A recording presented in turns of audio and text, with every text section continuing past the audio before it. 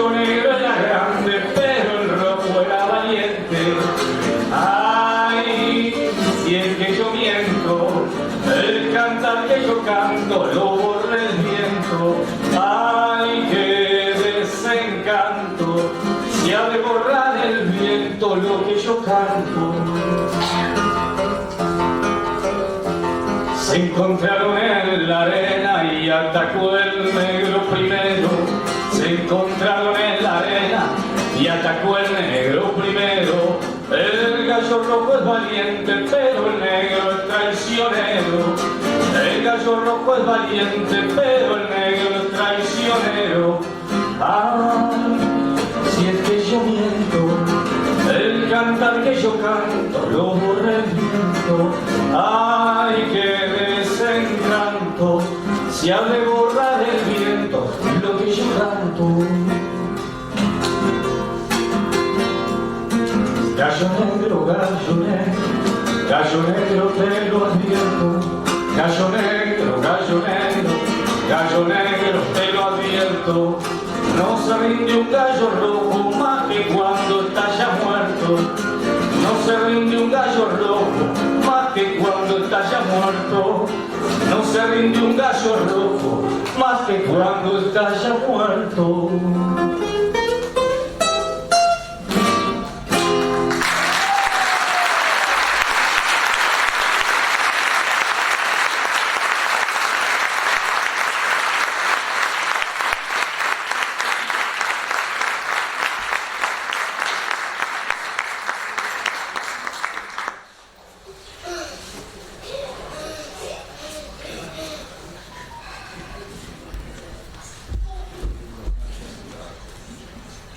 Bueno, agradecemos a Ernesto Jáuregui por habernos acompañado con tan hermosa canción que tanto le gustaba a Reina, y al Chino Gallina, que lo he visto sentadito por ahí, que fue parte integrante del equipo que filmó el documental que vimos recién.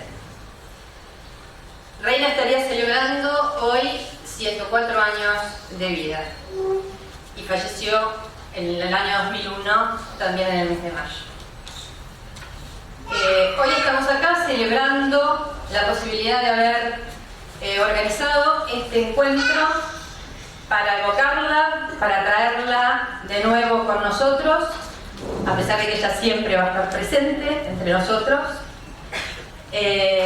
Y bueno, para nosotros es una enorme alegría poder compartir con la Facultad de Humanidades, que fue su ámbito, uno de los tantos en los que ella luchó, poder estar acá compartiendo con ellos la organización de este homenaje. ¿Quién fue Reina Diez? Esa es una pregunta que se puede dar de cara a las nuevas generaciones, pero que no es necesario hacerla para muchos de los que estamos aquí presentes. Pero que también podemos decir que se responde desde la propia historia militante de la Reina.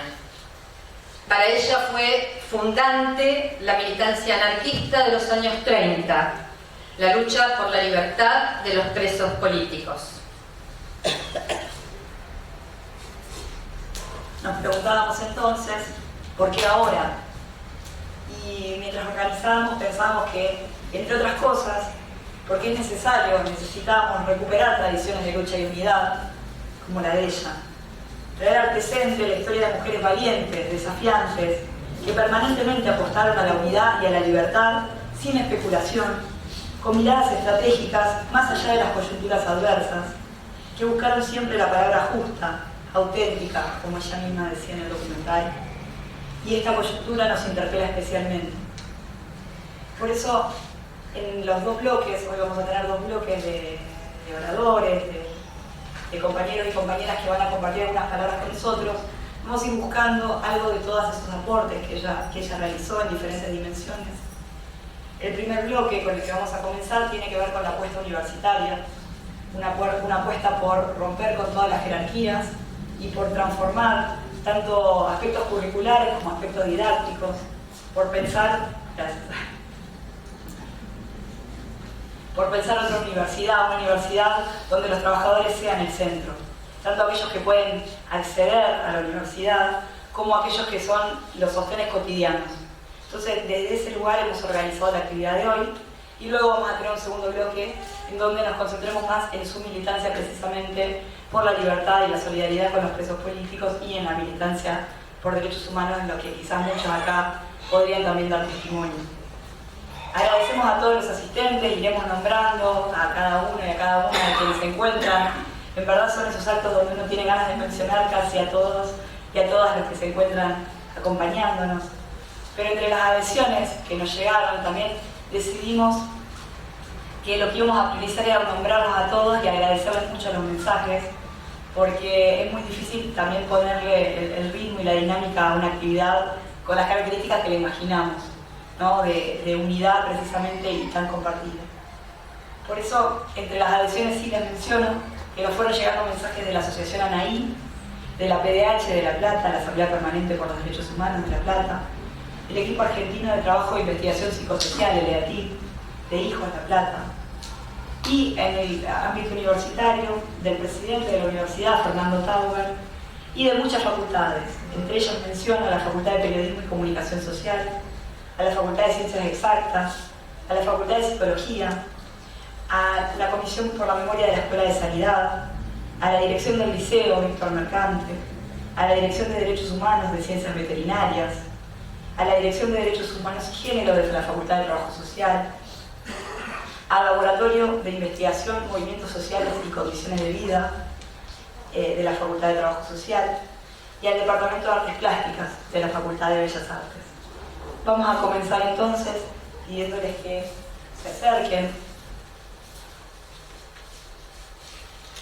a Ana Julia Ramírez, la actual decana de la Facultad de Humanidades, a Ángel Rodríguez, dirigente de ATUR, de la Asociación de Trabajadores de la Universidad, a Ana Ferreiro, del Centro de Estudiantes de la Facultad de Humanidades, y a Ana Barleta, que fue decana de la Facultad de Humanidades y actualmente, por unas semanas más, todavía es la vicepresidenta académica de la Universidad Nacional de La Plata. Así que, por favor, para que comencemos con las primeras voces, si pueden acercarse al panel.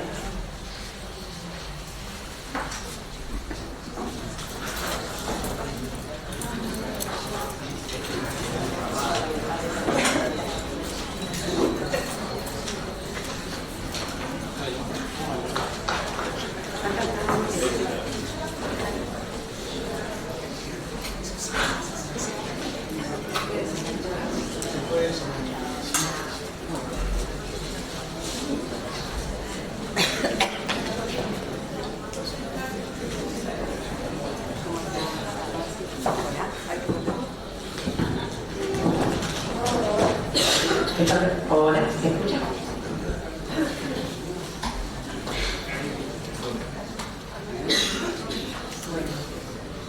Buenas tardes a todas, a todos.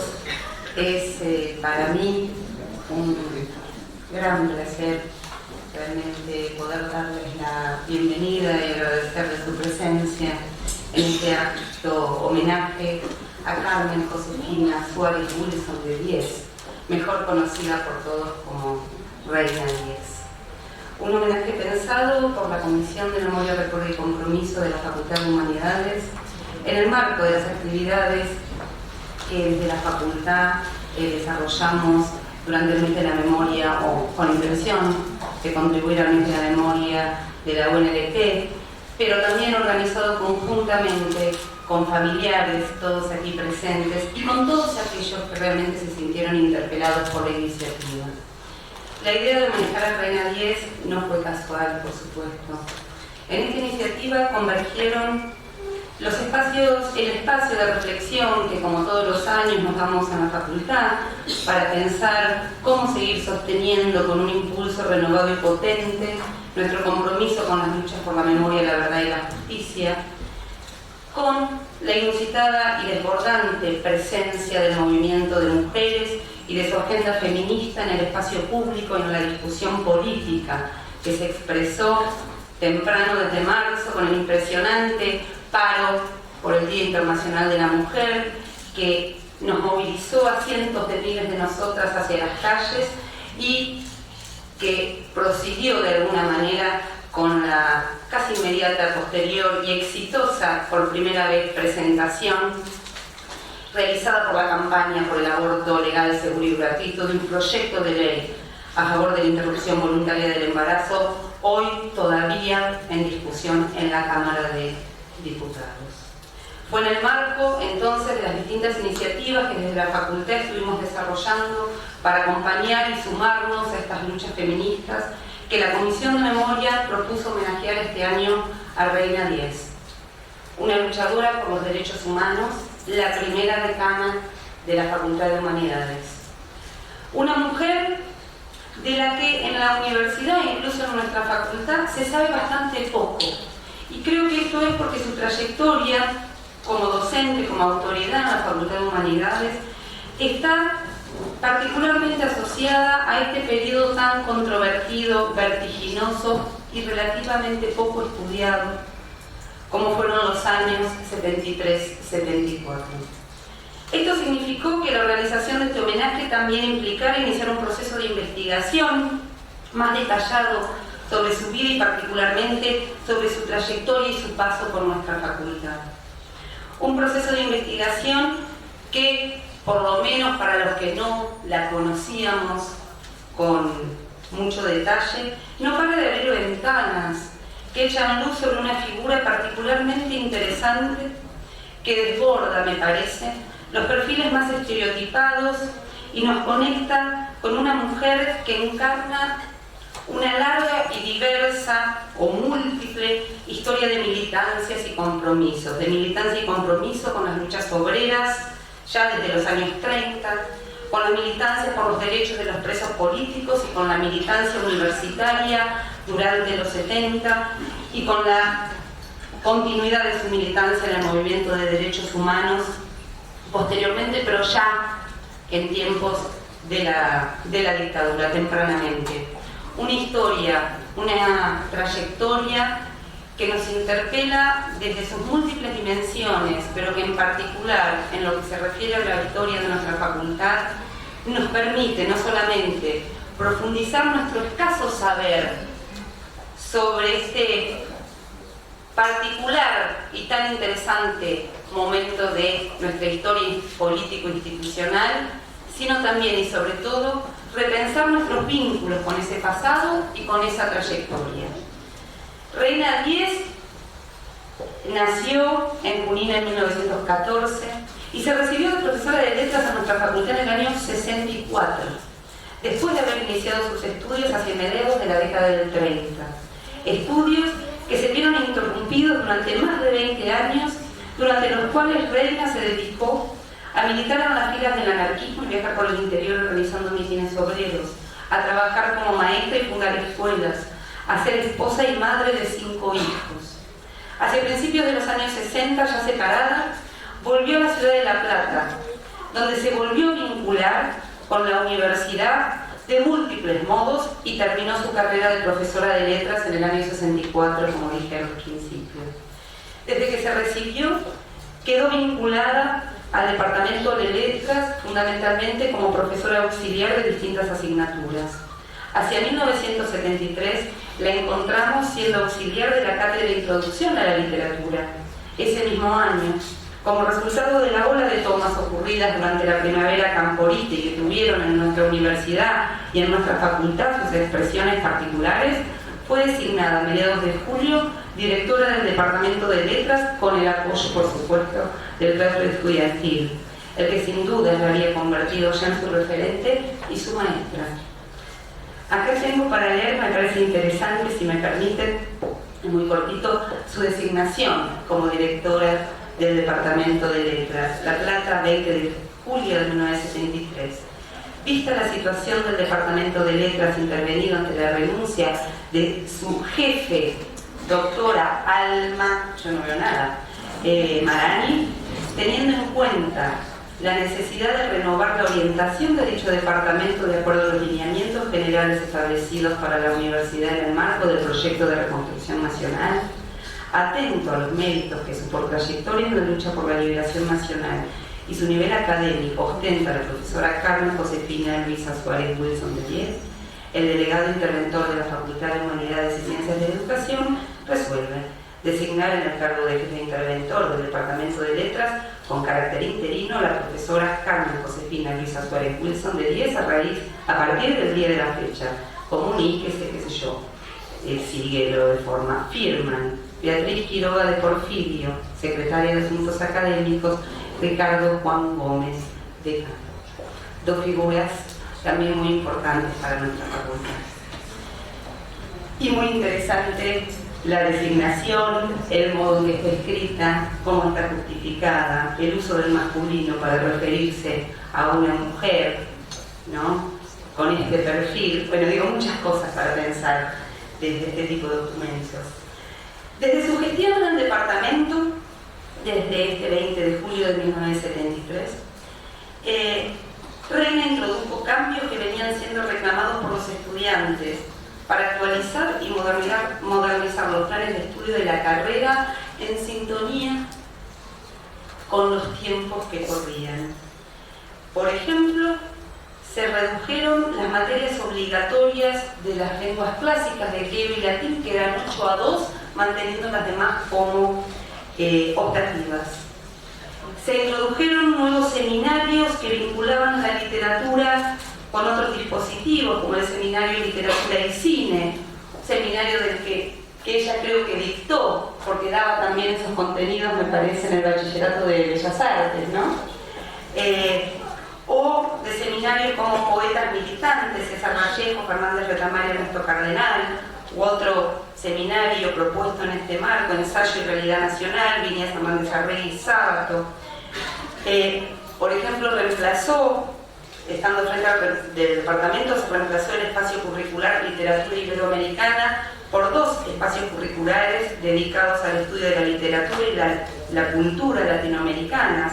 Introdujo la idea de equipos docentes, la idea de docencia colectiva, formando equipos al frente de los cursos, equipos que fueron denominados unidades básicas de trabajo. Posteriormente, en abril de 1974, fue nombrada decana interventora a raíz, no sé, personalmente no sé bien por qué motivo, del corrimiento del decano Gómez. Fue entonces nombrada decana interventora hasta que presentó su renuncia en octubre de ese mismo año, en conjunto con otras autoridades de la facultad y de la universidad, como consecuencia del asesinato de Achel Miguel el día 8 de octubre y el posterior cierre de nuestra universidad. Este brevísimo, impreciso y fragmentario recorrido por su trayectoria y su intervención como docente y autoridad universitaria en nuestra facultad, nos reconecta de un modo interesante con esos años y con un proyecto de universidad del que seguimos sabiendo poco y del que seguramente va a hablar Ana en esta mesa. Al respecto, simplemente quiero señalar que una de las primeras medidas que tomó la intervención posterior del 75 fue dar marcha atrás con todas las reformas curriculares avanzadas en el periodo 73-74 en las distintas facultades y a nivel de la universidad. Y que hoy, con muchos años en el medio, podemos observar desprejuiciadamente y sin problemas, me parece como para pensar, que reformas curriculares en un sentido similar a aquellas del 73 fueron incorporadas a los planes de estudio de nuestra carrera, por ejemplo de letras, ya que hablamos de letras, durante la normalización de los años 80 y en posteriores revisiones de los planes de estudio, y siguen siendo objeto de debate en nuestras aulas hoy. Sin duda, esta pequeña síntesis no agota ni mucho menos a esta figura tan expansiva y cuya trayectoria excede con mucho su actividad y su militancia universitaria, y que será objeto, obviamente, de las exposiciones que siguen. No obstante, su breve experiencia en nuestra facultad, de la que todavía sabemos muy poco, me parece que nos permite recuperar un legado, construir una tradición en la cual identificarnos. No me refiero a pensar una tradición en el sentido del pensamiento social clásico y conservador que miraba hacia un pasado idealizado, como una forma de oponerse a los cambios sociales y políticos de la historia. Me refiero a la idea de tradición más en un sentido como el que le atribuye Thompson, como un proceso selectivo, fluido y dinámico de diálogo entre el pasado y el presente, que permite recuperar las expectativas y luchas del pasado como dispositivos, como experiencia, a partir de las cuales resignificar y potenciar las luchas del presente.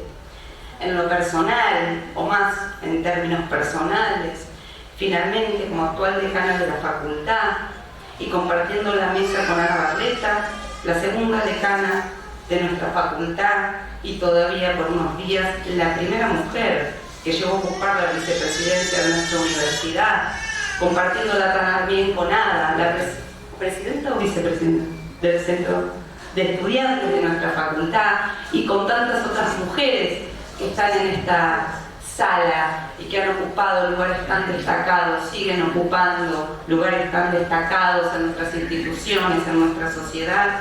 Me parece que resulta casi imprescindible recuperar la trayectoria tan significativa de Reina Lies, la primera decana de la Facultad de Humanidades, sin dudas también una de las primeras mujeres decanas de toda la UNLP, si no la primera. Ese dato no sé si lo tenemos, como un legado político de particular y fundamental actualidad.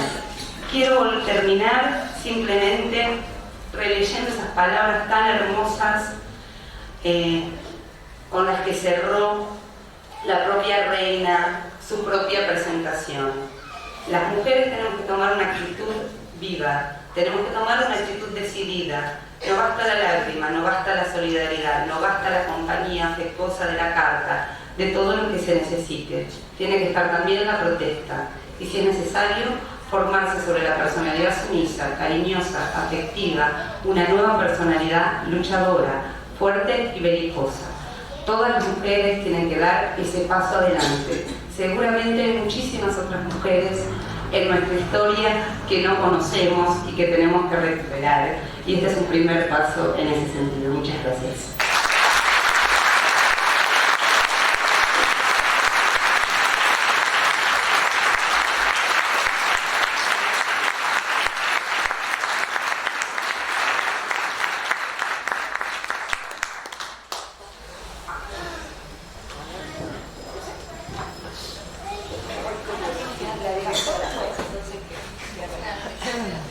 Hola a todos y a todas, buenas tardes. Bueno, a mí me toca hablar un poco de mi lugar como estudiante de la Facultad de Humanidades, como estudiante del profesorado en Historia, como militante también, ¿sí? Estudiantil, y como vocera del Centro de Estudiantes de la Facultad, que para mí, por supuesto, es un orgullo poder integrar esta mesa con las compañeras que tengo a mi lado, pero también poder estar integrando este encuentro que desde hace muchos meses venimos un poco impulsando y desarrollando, y con muchas ganas y con mucha iniciativa para poder llevar adelante. Sobre todo porque por lo menos nosotros entendemos que encuentros como este son los que nos sirven para continuar reafirmando cuáles son los valores que día a día construimos y reivindicamos en nuestro lugar, como es la facultad y como es la universidad, en pos de hacer frente y dar batalla en un contexto que está plagado de adversidades, como recién comentó Ana, y que nos amenaza y que muchas veces nos pone en peligro permanentemente. Retomando uno de los principales interrogantes que se dieron al inicio en relación sobre quién fue reina, qué implicancias tiene hoy para nuestra generación, su trayectoria y su legado. Bueno, para eso me gustaría acercar algunas reflexiones que, por supuesto, no parten de un proyecto individual, sino de un trabajo colectivo con mis compañeros y compañeras. En primer lugar, que se trata de la búsqueda por reconstruir nuestra historia como comunidad educativa, por construir puentes con aquellas generaciones de compañeros y compañeras que nos han antecedido en esta lucha. Y por sobre todas las cosas, que nos permiten volver a plantear la posibilidad de un proyecto transformador para nuestra sociedad y nuestro territorio en particular, como es la Universidad Pública Argentina.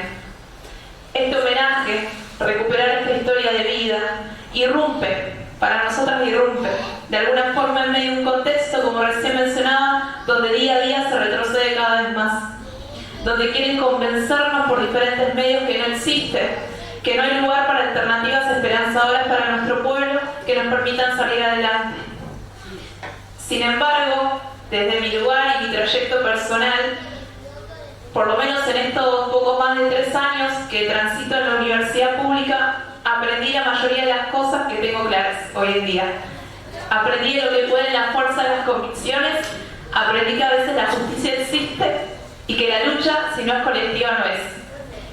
Por esto, quizás porque seremos necias, porque seremos necios, nos abocamos de forma empecinada a la construcción de nuestros sueños, de nuestros deseos y de nuestros más profundos anhelos. Porque si bien nos falta mucho por recorrer y transitar, la universidad realmente popular, estrechamente ligada a la realidad social del territorio, que piensa el rol de la producción del conocimiento, abonando en términos estratégicos a un modelo de país y de sociedad antagónico al modelo neoliberal que hoy tenemos en pie. De alguna manera, compañeros y compañeras, lo venimos construyendo en la Facultad de Humanidades y venimos abonando en eso en esta universidad. Porque las bases de una nueva universidad construida en esos años del proyecto del modelo del 73 son parte de los acuerdos que hoy perduran en nuestras prácticas diarias. Porque recién hablaba del rol fundamental de la universidad, sí, que aún nos falta seguir construyendo, y de la facultad en particular, dentro de la disputa del conocimiento, y de la necesidad de formar profesionales críticos y críticas comprometidas con las problemáticas de nuestro pueblo, trabajando por un horizonte de transformación social. Bueno, parte de ese horizonte y parte de las tareas y las demandas, recién fue bastante clara. Consideramos que el rol social de nuestra universidad está en consonancia con los procesos actuales que viene generando hoy, en particular la cuarta oleada feminista que nos abraza en nuestro país orgullosamente, que transitamos y que curiosamente encontramos punto de contacto en muchas de estas frases y de palabras que ha mencionado al inicio nuestra querida reina.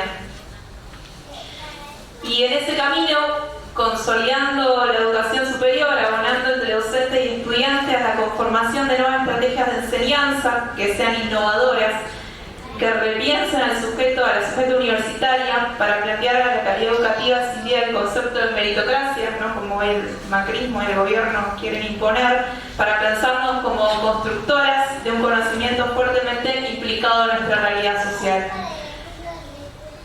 Para ya ir más o menos redondeando, estas son algunas de las principales aportes e ideas que queríamos traer acá, a este espacio, y que nos surgen y que forman parte de nuestros principales compromisos en la actualidad como estudiantes y militantes.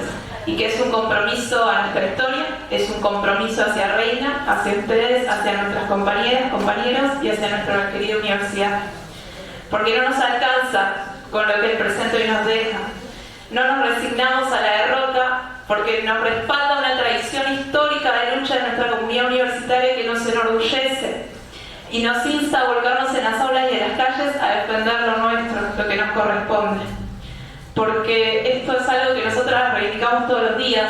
La razón por la que hacemos política, por la que nos levantamos todos los días y decidimos ser militantes populares, es simplemente que queremos cambiarle la vida a la gente. Y por supuesto a nosotras mismas, con la certeza de que tenemos el derecho y la obligación de transformar nuestra realidad. Por eso estamos acá. Por eso creemos imprescindible reivindicar la historia de vida de nuestra querida reina. Porque su trayectoria, su ejemplo, es indispensable para los desafíos de nuestro presente, que nos empuja a no aflojar, a dar batalla a cada una de las adversidades y los problemas que nos rodean. Su paso por Humanidades, su gigante legado, hoy nos obliga, nos demanda y nos da la tarea para pensar y proyectar una nueva reforma popular y feminista para la universidad de nuestros tiempos, más aún en un contexto como el que nos rodea, ¿no?, de celebrar los 100 años de la reforma universitaria. Y si bien las políticas que se implementaron durante ese periodo, ¿no?, las bases de una nueva universidad del 73, proyecto que encabezó y que proyectó Reina en Humanidades, pero también compañeros sobre todo de la Federación Universitaria, ¿no?, de la Revolución Nacional, de la FUR, así como muchos de los militantes y de las compañeras militantes que dieron la vida y que lo soñaron, fueron eliminadas, fueron propósitos de eliminar durante la última dictadura genocida. Hoy, para nosotras, es necesario como tarea reconstruirlas. A nuestro entender, una tarea urgente para quienes estamos comprometidas con transformar la universidad para democratizarla social y políticamente. La universidad de esos años es un modelo de universidad posible, que busca un horizonte de emancipación social y nacional, desde una perspectiva antiimperialista, anticolonialista, y que nosotras le sumamos, hijas de esta generación, que sea feminista.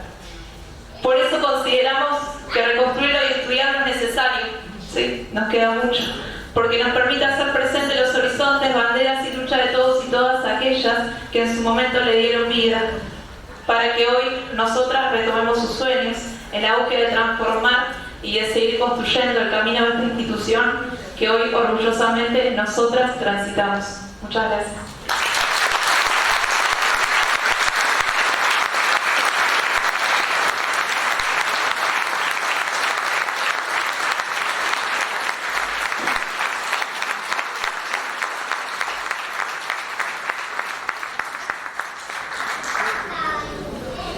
Hola compañeras y compañeros, buenas tardes. Agradezco mucho esta invitación porque me la hicieron como era que ella amaba y quería mucho a los compañeros no docentes. Y es cierto, y la pregunta es ¿por qué? ¿Por qué nos quería tanto Reina? Porque estábamos en la misma lucha, porque estábamos en la misma sintonía, porque estábamos con la Universidad Nacional Popular y Revolucionaria en ese momento.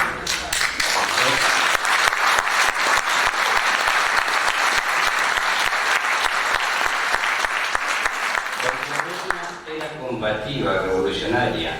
Entonces todo esto que estamos desarrollando acá nos tiene que quedar grabado y que sin la movilización, sin el compromiso y sin la participación no vamos a lograr nada. Lo estaba diciendo la compañera estudiante recién, me parece genial, que tenemos que estar juntos luchando como Reina nos enseñó. Reina no se quedaba quieta, Reina le está diciendo a las mujeres que se junten, le está diciendo a las mujeres que estudien, le está diciendo a las mujeres que se capaciten y que luchen en la calle, que sean belicosas. Miren la cosa que le está diciendo Reina, sean belicosas. Entonces quiere decir, salgan a la calle, peleen, como lo hizo ella, como lo hicieron los compañeros que la acompañaron y los 30.000 compañeros que desaparecieron. Entonces, todo eso que nos dice Reina, todo eso que nos planteaba Reina y ese amor que tenía por los no docentes era porque estábamos todos juntos, no era otra cosa. Ella con Semilla estaba en la TUR, ella fue parte de la producción de la base para la nueva universidad, con la FUR, con la JUP, la JTP también, la Juventud Trabajadora Peronista estaba. No sé si se acuerdan algunos que existía la Juventud Trabajadora Peronista, que nada que ver con la Secretaría de ahora. Entonces, bueno, para mi criterio, ¿no? Yo creo que esto hace bien, hace muy bien que estemos acá dialogando, que estemos acá diciendo, que me hayan invitado como trabajador, como docente, y que para mí es un orgullo, para mí estar acá, verlos a ustedes, estar con esta mesa, estar con Ana, ya he gustado una vez, pero es un orgullo. Yo soy un agradecido de la vida.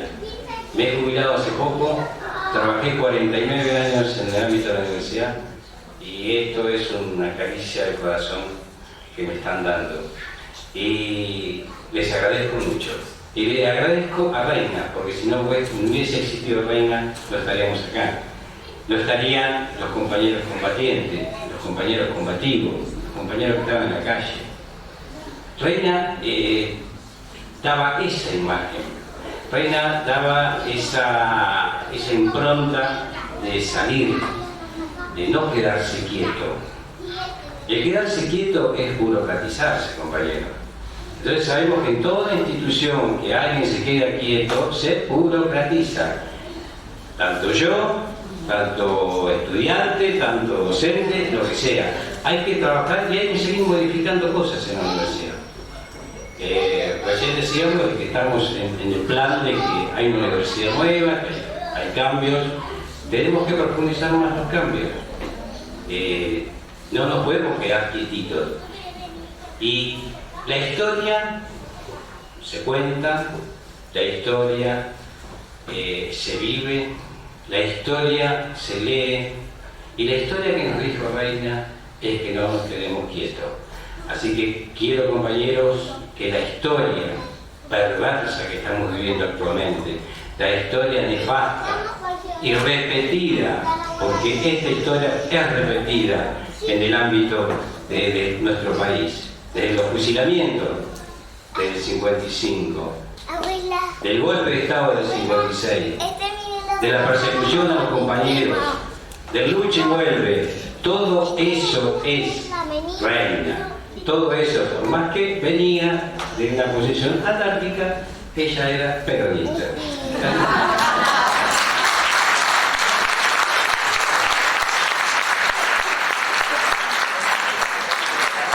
Discúlpenme, se me fue más de la lucha, pero esas cosas que sientan. Estar en la lucha, estar en la calle, al lado de la reina, era sentirse realmente un revolucionario. Así que yo no voy a extender mucho más. Yo quería decir estas pequeñas cosas, quería focalizar en el tema de los homenajes. Nosotros, desde Atul, cuando generamos algún tipo de homenaje, de conmemoración, queremos que sea una alegría, queremos que sea que estemos vivos, que podamos beber de todo esto que estamos hablando.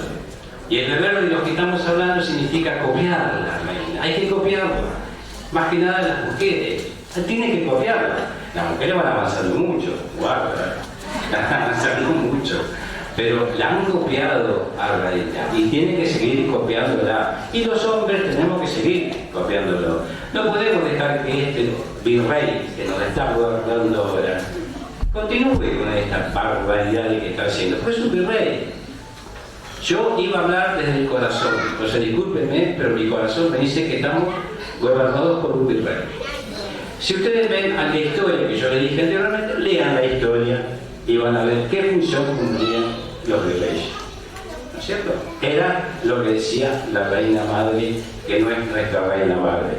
Es la reina que está en Inglaterra, es el rey que está en Estados Unidos, y son todos los nefastos. Y las mil familias, o por ahí andarán, de oligarcas, que son los que siempre han manejado el país en distintas maneras. Y ahora lo están haciendo a través de elecciones. Eso es lo que más duele, compañeros. Entonces, cuando vayan a poner el voto, o cuando transmitan ustedes a quién van a votar, fíjense bien, porque por culpa de ignorantes y por culpa de tipos que no tienen compromiso, estamos pasando lo que estamos pasando. Pero no va a volver a repetirse. Tengan seguridad. Nosotros en el 19 estamos de vuelta en el gobierno. Nada más.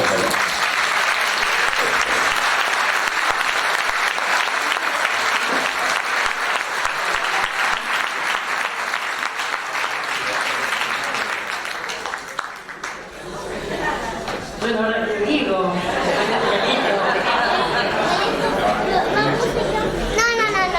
Desde Angelito, no sé. Bueno, la verdad que no, es difícil estar en esta mesa porque este es un acto con un público increíble, en donde nos gusta muchísimo haber podido lograr con la Comisión de Memoria y Compromiso de la Facultad de Humanidades esta convergencia con familiares de detenidos y desaparecidos de La Plata, y que gracias por la presencia de todos ustedes acá, que muestra que este es un homenaje realmente que debíamos y seguimos debiendo, porque lógicamente tenemos muchos más homenajes para hacer y muchas más historias para recordar y traer al presente, para, como decía Angelito, y como Ana Julia o Ada, inspirarnos para poder transformar nuestra realidad y la apuesta por la universidad. Aquí están presentes muchos luchadores y también mayoritariamente creo gente de mi generación, aunque estamos muy complacidos de estar con el Centro de Estudiantes y que haya también otras generaciones en este acto, porque eso es lo que tenemos que lograr y que a veces es tan difícil, sobre todo en una institución como la nuestra, que está ubicada, ¿no? Claustros, lo que hacen los docentes no lo comparten los estudiantes, los estudiantes no vamos los docentes. Y entonces esa situación de estar con los estudiantes aquí, para mí realmente también es una gran satisfacción. Hay también aquí compañeros de Reina, ¿no? Pienso, bueno, Raúl Carnese, que fue decano de Ciencias Naturales y Museo, que está acá presente y que justamente compartió esos meses del año 1974 en que de alguna manera se radicaliza la conducción de la universidad y los sectores más jóvenes, salvo Reina, que ya en 1974 tenía 60 años, como me contó una vez Raúl Carnese, esos decanos del 74, la segunda camada de decanos después del 73, tenían un promedio de edad de 29 años. Eran decanos muy jóvenes. También está Jorge Albano, que compartió también con Reina, por allí anda, decano del Observatorio de la Facultad de Ciencias Astronómicas, y bueno, son contemporáneos de esas acciones de Reina. No pudo venir, pero estamos en contacto con el decano que comentaba Ana Julia, con Ricardo Juan Gómez, que fue el primer decano de la Facultad de Humanidades en el año 73, es decir, nombrado directamente por Rodolfo Aguglia, el compañero interventor de 1973. Ricardo Gómez mandó su adhesión a este acto y reconociendo la personalidad luchadora y valiente que tenía, que significó Reina Díez. Ana Julia decía, bueno, ¿cómo fue ese pasaje de Ricardo Gómez a Reina Díez? ¿Cómo fue ese pasaje a los decanos? Aquí hay protagonistas que en algún momento nos contarán, a lo mejor hoy nos dicen algo al final de esas alternativas que había en ese momento, que lógicamente estaban signadas por una dinámica política vertiginosa, por una dinámica política muy vertiginosa, en donde se luchaba por una nueva universidad, pero a la vez por un nuevo país, pero a la vez por un cambio radical, revolucionario de la Argentina, y entonces esas lógicas quedaban absolutamente atravesadas y combinadas y cruzadas. Hoy decíamos, bueno, que queríamos recordar esta trayectoria sin compararnos con ella, ¿no? Es decir, bueno, porque uno dice primera decana, segunda decana, tercera decana, y en un punto, ¿no es cierto?, una personalidad como esta nos interpela muchísimo, y sobre todo, bueno, en una situación tan distinta de esos años tan vertiginosos, tan densos. Esa coyuntura de 1973-76, la antesala del genocidio. Hablando de mujeres, en la primera fila tenemos a Erenia Sánchez Miamonte.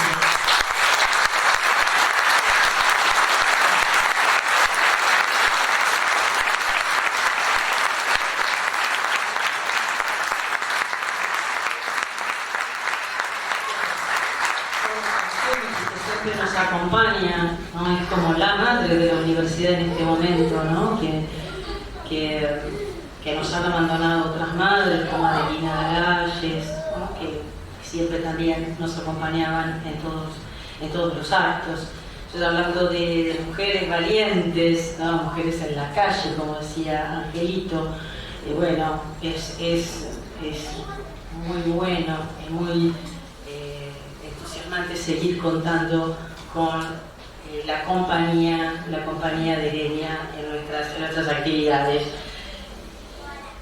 Estamos también en un momento de celebrar los 100 años de la reforma universitaria, ese acontecimiento de 1918, que a lo mejor, como muchos han dicho, otros han dicho, no digo nada nuevo, fue como el primer acontecimiento que pensó en la democratización de la universidad.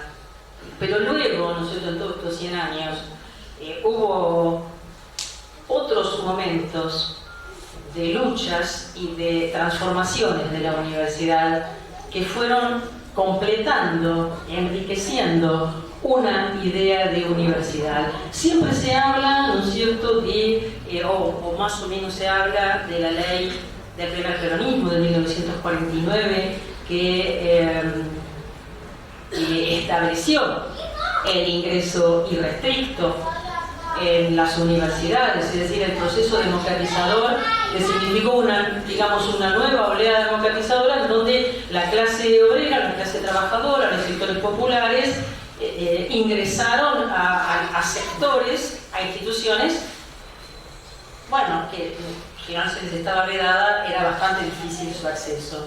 Entonces esa ley de 1949 significó, bueno, una apertura hacia otros sectores sociales.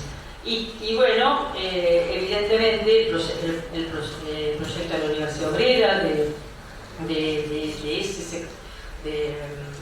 la consideración de los sectores trabajadores en la universidad también tuvo su impronta. El proyecto universitario del 73 siempre ha quedado como menos conocido, como decía Ana Julia, como más invisibilizado, y tal vez porque, bueno, esos fueron años también muy dramáticos, trágicos, y que fueron la antesala, entonces, como decía hace un rato, del genocidio, y que todavía nos cuesta mucho a veces como sociedad seguir sosteniendo una pelea democratizadora que incluya también el proceso político de 1973. Pero, aunque estos años siempre se nos aparecen como los años convulsionados de la lucha revolucionaria, de las organizaciones armadas, de las organizaciones revolucionarias, lo que se invisibiliza muchas veces es los proyectos que albergaban, los proyectos que había, además de la calle o la lucha armada, como decía Angelito. Y este es un caso real en donde había un proyecto de universidad, existía ese proyecto de universidad, y acá muchos podrán testimoniar, pero algunos nos han contado que justamente en La Plata ese proyecto existió, que la Federación Universitaria de la Revolución Nacional tuvo ese proyecto que está acá en la mesa, que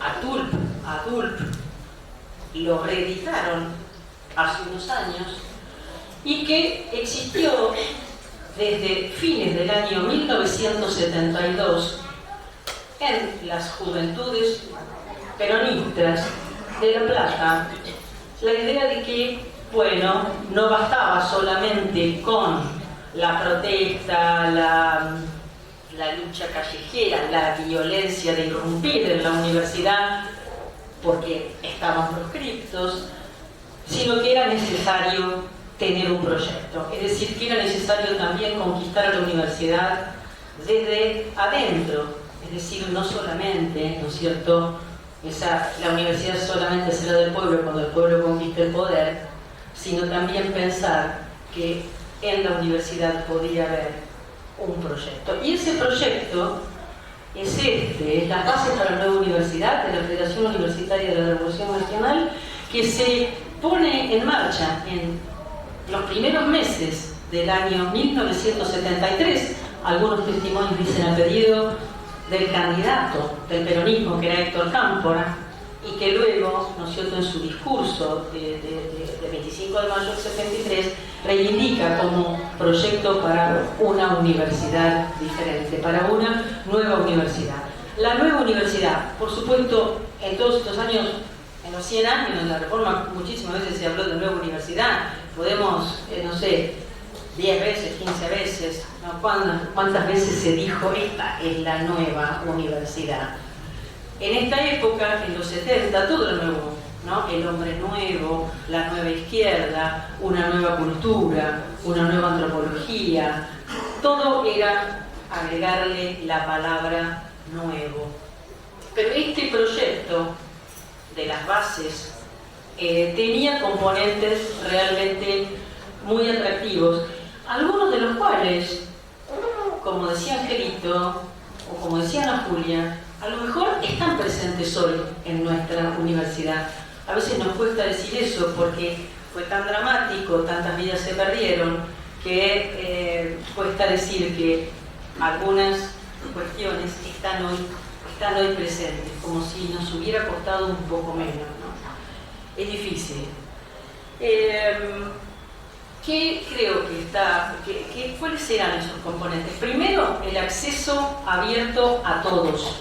Hoy nosotros decimos el derecho a la universidad, pero en estas bases está el derecho de todos a estudiar. Llegar, explícitamente está dicho, llegar a otras capas, a otros sectores, tener una campaña de difusión y de promoción de la educación universitaria entre sectores sociales que no llegan naturalmente. Lo dice explícitamente, lo dicen las bases para la nueva universidad. Una nueva estructura académica, una disputa por los sentidos. Se discutía en el terreno de la cultura. Una frase: la colonización comienza siempre por la cultura. La descolonización, nuestra reconquista, ha de iniciarse también a partir de la cultura. Es decir, que la universidad y la ciencia y la educación formaron parte del proyecto del peronismo, de la izquierda peronista, de los años 70, de esa nueva izquierda, en donde también, ¿no es cierto?, se cruzaban distintas perspectivas.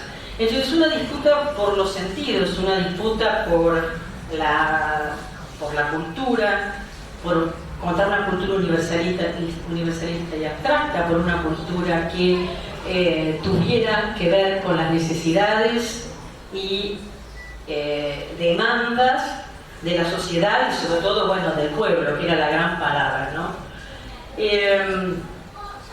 Una disputa por los sentidos. Lo que hay también en este proyecto de universidad es la supresión de los cursos de ingreso y los aranceles, el ingreso irrestricto.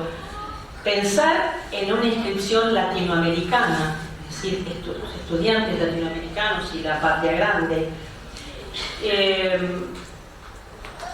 La preocupación por una formación básica previa a la especialización, es decir, un ciclo básico común para todas las carreras de la universidad, en donde hubiera ahí historia, filosofía, formación política, conocimiento de la realidad social argentina.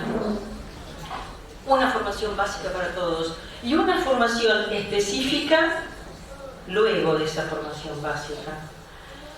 Los estudiantes aprender investigando y enseñando, investigando y enseñando y trabajando en los barrios, trabajando en las fábricas, trabajando fuera de la universidad. Para aprender trabajando se habla de una renta para los estudiantes, que no tienen posibilidades económicas para que estudien. Es decir, centrar en los estudiantes, pero en un estudiante activo, participativo. La investigación como central, un laboratorio, no un enseñadero. La investigación como esencial. Y a la vez, ¿no es cierto?, una estructura diferente de la universidad. Esa estructura diferente de la universidad es lo que se puso en marcha en La Plata, con la incorporación de los trabajadores no docentes y en ese sentido la figura emblemática que todos conocemos, que fue Rodolfo Achem en la Secretaría de Supervisión Administrativa, y de Carlos Miguel, que bueno, era no docente, era graduado de veterinario en el Departamento Central de Planificación. Es decir, un Departamento Central de Planificación que pudiera articular con el gobierno nacional y los gobiernos provinciales y que también pudiera articular dentro de la universidad. Fin del año 73, se hace un balance de 7 meses y se pone en marcha ese plan. El primer paso, el curso de realidad nacional. El curso de realidad nacional, que empieza en marzo de 1974, ciclo básico de 2 meses, 1 mes y medio, para todas las carreras. Pero, bueno, ven, está este proyecto. Empieza el curso de realidad nacional, es atacado por la CNU, la Concentración Nacional Universitaria. Entonces hay un proyecto de universidad, pero hay también bandas que atacan el proyecto. Se toman la universidad, trozan la universidad contra el curso de realidad nacional. Inmediatamente, en marzo del 74, se sanciona una ley universitaria. Esa ley universitaria, por los sectores revolucionarios, bueno, ustedes acá dirán, me baso varios testimonios, es considerado un retroceso, porque justamente en las bases es interesante ver el espíritu que hay aquí, que dice, primero la experiencia de una nueva universidad. Esa nueva universidad no viene en 2 días, no viene en 15 días, viene después de un proceso, después de una experiencia. Que la ley venga a sancionar esa experiencia, no que venga a armar otro modelo de universidad abstracto sin tener en cuenta el proceso de prácticas. Entonces hubo oposición entre los sectores radicalizados a la ley. La ley se sanciona y sabemos que la ley, bueno, por ejemplo, Emilio Miñones decía, es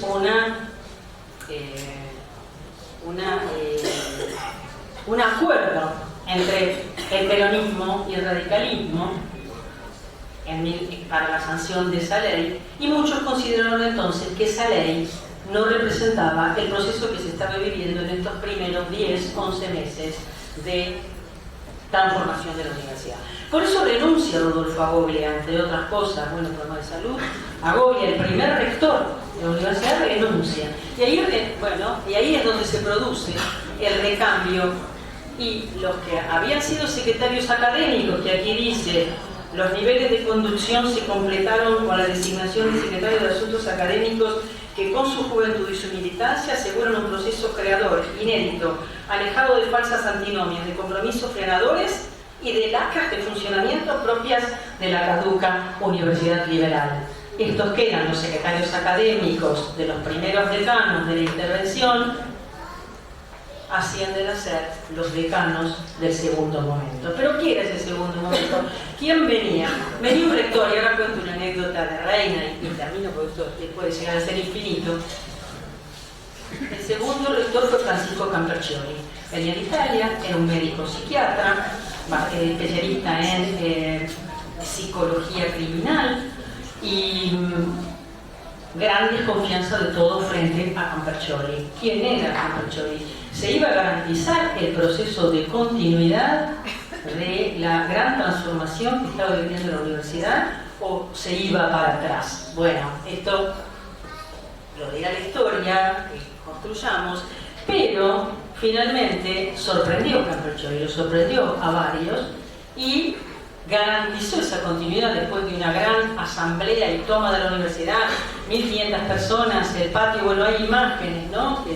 Ustedes, Angelito, tienen la película que está en Bellas Artes, el homenaje de Emilia Gamián, donde se ve el patio de la universidad lleno de banderas y totalmente lleno de gente, impresionante, lo que eran las asambleas. Bueno, Camperchioli se compromete a darle continuidad al proceso abierto en el 73 y incluso se profundiza ese proceso. Gracias a Lucía Batista, que es nuestra prosecretaria de Derechos Humanos en la Facultad de Humanidades y que ha sido una buscadora increíble de documentos que no los podemos exhibir todos acá, pero que se escribirá sobre eso y ustedes también los tendrán. Lucía, Varios están en el pasillo. varios están en el pasillo. Lucía me acercó algo para contarles a ustedes que supongo que es un diario de Reina o un comentario que hace Reina. La entrevista de Ludmila. La entrevista que hizo otra investigadora, una entrevista señora cordobesa Lumira da Silva Catella, que es profesora de nuestra maestría en Historia y Memoria, y que ella decía, venía de Italia, Campercioli. ¿Quién era? Fue rodeado de la muchachada fascista decía. Le hablaron de la subversión y de que él mismo se daría cuenta la burla que significaban los estudiantes, la subversión, a los altos estudios que se desarrollaban en la Universidad de La Plata. Él, Campercioli, dijo muy moderadamente, lo que he visto es que me ha ido a hablar una cantidad muy grande de alumnos y ustedes son muy poquitos. Vamos a ver cuando crezcan más, si tienen algo que decir me lo dicen. Campercioli, bueno, el que era, no, alguien que no sabía quién era. Entonces, dice Reina, nosotros ahí nos quedamos más tranquilos. Después dice, era una persona, Campercioli, que simpatizaba mucho conmigo, porque a mí no me gustan las reuniones en todas las cosas, y si hablo una vez, y es porque a eso no lo dijeron otros. Y él, la universidad eso es difícil, ¿no? Y él se había dado cuenta y decía, la señora Suárez Díez, yo no la he oído hoy. Quiero oír si tiene algo para decir. Estábamos en una mesa grande, todo el mundo, de todas las facultades. Eran las reuniones con todos los decanos. O sea, y él lo había notado. Entonces ella cuenta estas cosas de Campercioli como decir, bueno, nos quería escuchar también Campercioli. Sabemos que todo esto termina re mal y que Reina fue decana con una que nos ha dejado una gran impronta, como contaban a Julia, y muchas más resoluciones para ver todos los cambios que se hicieron en la carrera de letras, principalmente. Pero fueron muy pocos meses, de marzo a octubre, porque el 8 de octubre de 1974 todos sabemos lo que pasó, el asesinato de Rodolfo Achén y Carlos Miguel, que eso significó el cierre de la universidad. Hasta noviembre del 74, que fueron elegidas nuevas autoridades, pero ya no eran ni Agoria ni Campercioli, fueron Pedro Arrighi y Mercante, no sé, me acuerdo cómo se llamaba, Héctor Mercante, y ya la misión Ivanisevic. El 8 de octubre del 74 fue una jornada tremenda, y eso produjo que 77 funcionarios renunciaran colectivamente a través de textos idénticos. La renuncia de Reina está en la pared, está allí. Ese texto con el que ella renuncian todos, los 77 funcionarios, pero como la universidad estaba cerrada, renunciaron en el estudio del arquitecto Ricardo Fulques, un acta firmada por un escribano. En esa lista de 77 hay sobrevivientes, pero también hay desaparecidos. Por ejemplo, Mario Villani, que fue el secretario académico de Ciencias Exactas, catedrático, fue secuestrado pero sobrevivió, pasó por varios centros de detención. Conocemos su libro, conocemos su testimonio. Algunos me han contado que él fue el gran organizador del curso de Realidad Nacional de 1974, Mario Villani. Irma Zucchi, la profesora de Historia de Bellas Artes, directora, está desaparecida, desapareció el 17 de noviembre del 76. Guillermo Sobral, coordinador del Departamento Central de Planificación, junto con Carlos Miguel, desapareció el 30/11 del 76. Ignacio Cisneros, secretario académico de Ciencias Agrarias y Forestales, que se habían hecho varios homenajes en la facultad, el 15 de enero del 77. Y todas esas renuncias están incluidas en un expediente en donde Arrighi les acepta la renuncia a todos juntos en noviembre de 1974. Es increíble como ahí en el expediente uno puede observar que muchas no pudieron ser entregadas en su domicilio. Bueno, evidentemente ya nadie estaba en su domicilio en noviembre del 74. Bueno, entonces, para nosotros siempre hemos considerado que este fue el inicio de la dictadura en la universidad. Algunos otros testimonios dicen, bueno, fue el 20 de junio del 73. Bueno, esas son cuestiones interesantes para seguir conversando. Algunos en la universidad decían, bueno, el 20 de junio fue el último día, a lo mejor tendríamos que habernos ido todos ahí. Bueno, dilemas de la época. Entonces, nada, cierro. Había un proyecto. Ese proyecto fue hasta la UBA tomó el proyecto y Puigros, Rodolfo Puigros, que era el rector, publicó ese proyecto. Algunos me decían, la UBA no había proyecto, el proyecto era nuestro. Por eso eran tan violentos entre sí los compañeros de la UBA, mucho más violentos de ir con armas a la universidad. Acá no, acá había un proyecto, acá había también algo para dejar, para hacer. Bueno, o sea, había un proyecto, pero los tiempos no dieron, pero la dinámica política fue vertiginosa. O como decimos en nuestro proyecto de investigación, en una Argentina bifronte, en donde se preparaba el infierno a la vez que se esperaba la revolución. Así que bueno, en estos meses muy álgidos y densos es que tenemos la actuación de Reina Díez en nuestra facultad y creo entonces que, bueno, vamos a seguir seguramente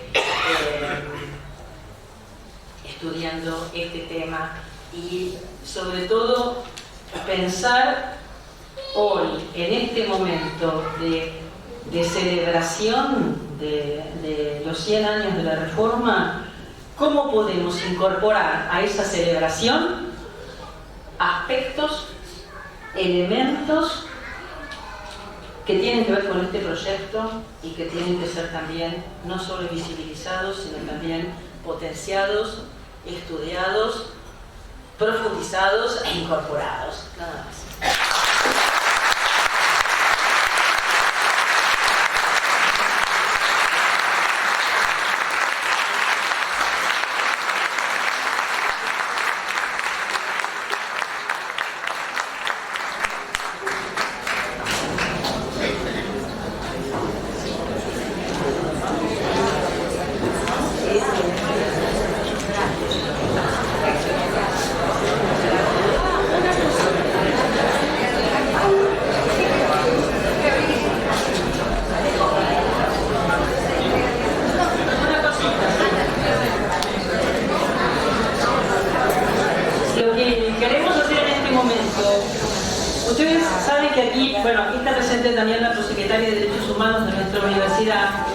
Y que hemos estado haciendo en todo este tiempo, hemos empezado a hacer la reparación de los legajos. Hemos empezado por los legajos de los detenidos desaparecidos y de los asesinados, que tenemos una lista de casi 800 víctimas en la Universidad de La Plata. Esto se está haciendo en distintas facultades. Se hizo un acto central para los trabajadores y luego en distintas facultades ahora estamos tratando de completar estudiantes y graduados.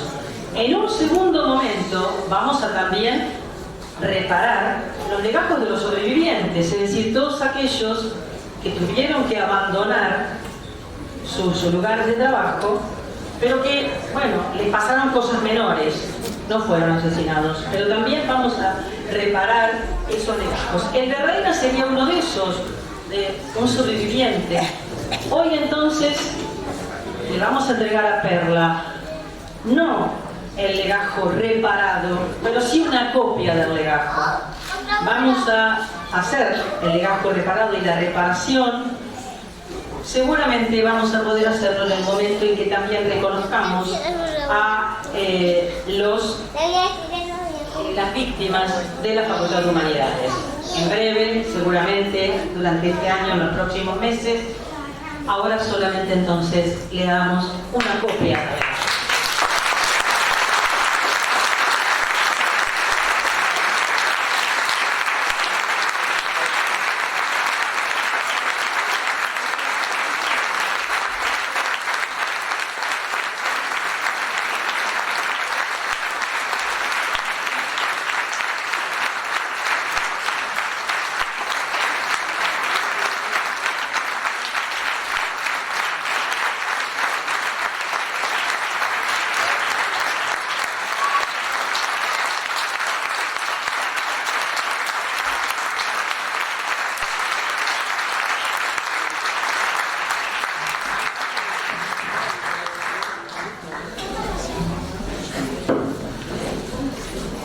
Adhieren a este acto el Consejo Directivo de ATE Provincia de Buenos Aires, SUTEBA La Plata, la Intersindical de Mujeres Regional La Plata, Berizo y Ensenada, CTA Autónoma Regional La Plata y Ensenada, el Consejo de Derechos Humanos del Partido Justicialista, el Frente Político y Social Carlos Cajade, Patria Grande y la Comisión de Educación de Unidad Ciudadana.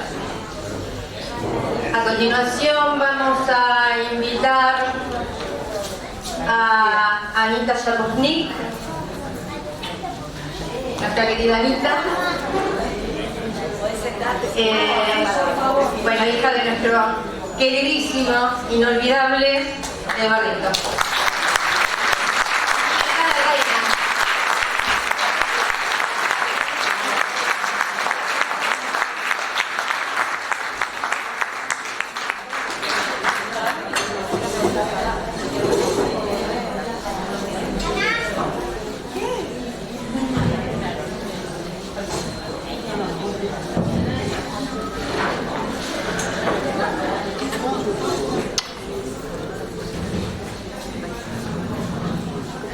Hola, ¿se escucha?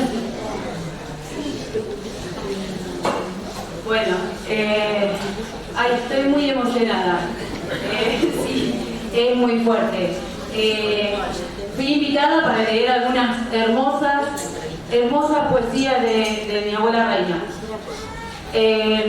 Tengo 3, tenía que elegir 2. Bueno, voy a empezar y voy leyendo. Y no sé qué puedo decir. Reina fue mi gran maestra de la vida, fue alguien muy importante para mí y bueno, qué decir que de ella más que por ahí que hablen sus hermosas palabras.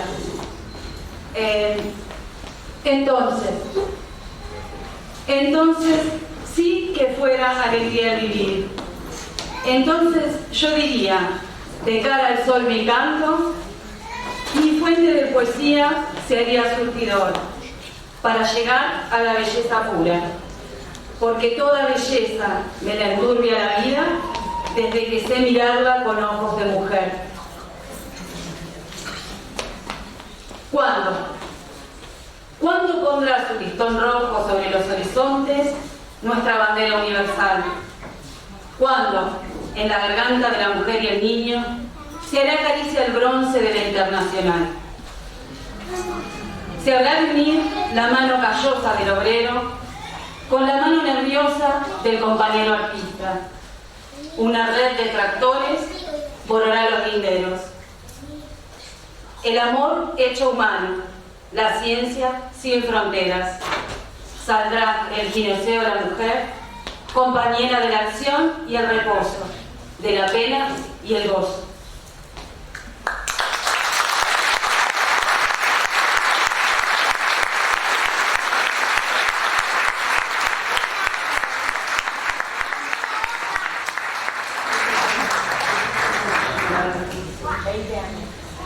Veinte años tenía Reina cuando escribió estos poemas. Voy a leer uno más que a mí me fascinó. Se llama Camaradas. Sin conocernos, nos encontramos juntos. Yo venía de una adolescencia surcada de ensueños, como de ríos una llanura. Y los libros me eran vasta selva ambulante, de palabras vertidas con intención directa de recto timonel, o palabras vendidas, engañosas, ambiguas y dulzonas mentiras. Pero llegué madura para centrar en torno de una ley justiciera las voces imprecisas de la miseria errante, que clavadas al asta de mi vida futura han de ser mientras viva para mí mi única bandera. Él traía la madurez sin aliño de la vida campesina. El hambre lo azuzaba y el aguijón del amo, como a los tardos bueyes que ha negado el pantano, y el golpe de picana en la oída en racimo. Lo llevaba a la clara comprensión de las cosas. Tenía los ojos dilatados de ver las distancias, sumarse a las distancias. No sabía leer.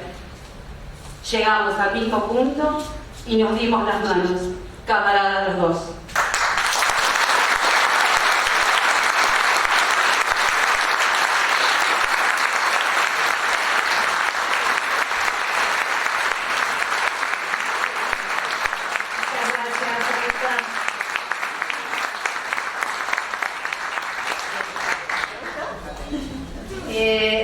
Otras adhesiones: Federación Universitaria de La Plata, Centro de Estudiantes de la Facultad de Humanidades y Ciencias de la Educación, Agrupación Estudiantil Uturuncos, Centro de Graduados de Ciencias Veterinarias de La Plata, Frente Amplio de Graduados de Humanidades, Agrupación Estudiantil Utopía, Espacio Cultural Alicia Eguren, Soberanía Nacional, Frente Patriótico de Mujeres Eva Perón, y el Foro por la Libertad, por la Democracia, y la libertad de los presos políticos. Bueno, a continuación vamos a pasar al segundo bloque en realidad de oradores. Vamos a invitar a Liliana Guido, a Mari Musmerotti y a Perla para que nos hablen un poco de la dimensión militante y revolucionaria y como referente de derechos humanos en nuestra país.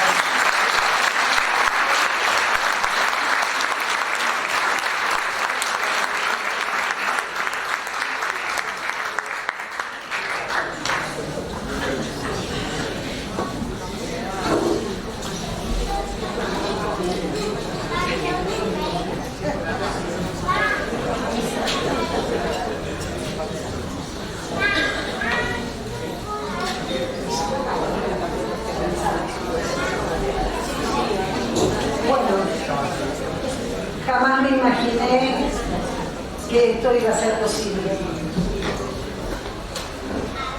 La conocí en una tarea durante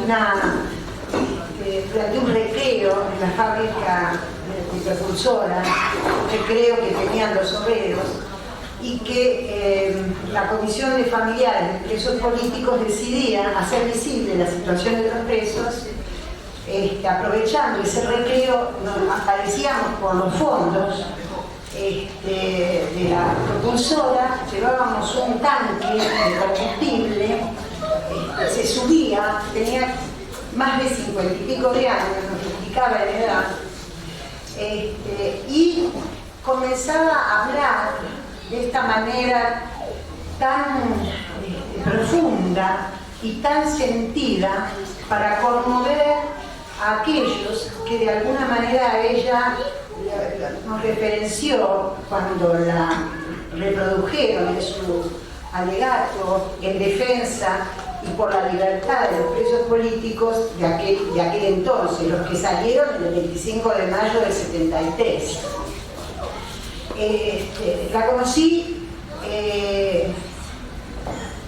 es tan contundente, y después la seguí conociendo y seguí compartiendo no solo su contundencia, sino su coherencia, su modestia, su sencillez, su ser pacífico, potente, sensible, austero, buscando siempre la posibilidad de crear las condiciones de reflexión, las condiciones del intercambio. Eran épocas extraordinarias, porque nosotros no estábamos esperando para hacer la revolución a tomar el poder. Yo trabajaba en el manicomio y llevábamos adelante tres mujeres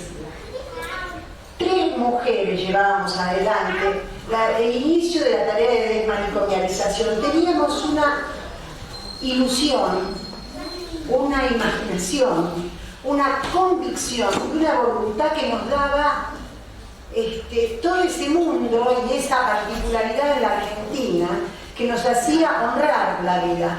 Éramos hijos de los días. Ella se forjó en la lucha por la libertad de los presos de Bragado, una infamia, una disputa entre dos patrones, entre dos hacendados, termina en una matanza de una niñita y una parienta de uno de los hacendados, y a la policía, a la justicia y a los políticos no se les ocurre mejor idea que dar un golpe clave, porque los golpes siempre son claves.